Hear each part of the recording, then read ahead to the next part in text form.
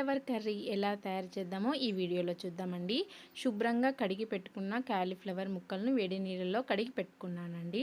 ఒక కుక్కర్ తీసుకొని ఆయిల్ వేసి తగినంత కర్రీకి సరిపడా ఆయిల్ వేస్తున్నానండి. పోపు దినుసులు, కరివేపాకు, ఎండుమిర్చి వేసి బాగా కలుపుకోవాలండి. తర్వాత ఉల్లిగడ్డ ముక్కలు వేసి బాగా దూరగా వేగనిద్దాం. తర్వాత టమాటాలు కూడా వేసేద్దామండి. ఇవి కొంచెం వేగిన తర్వాత టమాటాలు కూడా వేస్తానండి. వేసి బాగా కలుపుకుంటున్నాను. టమాటాలు మగ్గిన తర్వాత కొద్దిగా అల్లం వెల్లుల్లి పేస్ట్, కొత్తిమీర వేసి దంచుకున్న పేస్ట్ వేసి బాగా పచ్చి వాసన పోయేంత వరకు కలుపుకోవాలండి. వేయించుకున్న తర్వాత క్యాలీఫ్లవర్ ముక్కలు, పసుపు, ఉప్పు, కారం వేసి బాగా కలుపుకుందామండి. ముక్కలకు పట్టేలాగా బాగా కలిపి పెట్టేసుకుంటున్నాను.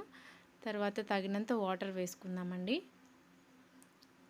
తగినంత వాటర్ వేసిన తర్వాత కుక్కర్ మూత పెట్టేసుకుందాం. ఇంకా పెట్టేసుకొని ఒకటి లేదా 2 విజిల్స్ వస్తే చాలండి, ఉడికిపోతాయి. కుక్కర్ విజిల్ పోయిన తర్వాత ఇలా కలుపుకొని స్టవ్ ఆన్ చేసుకొని కొంచెం మగ్గనిచ్చుకోవాలండి.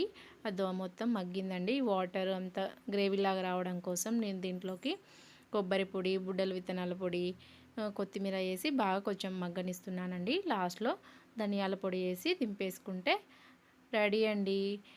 Very very tasty cauliflower curry is ready. చపాతీలోకి కానీ రైస్లోకి కానీ చాలా టేస్టీగా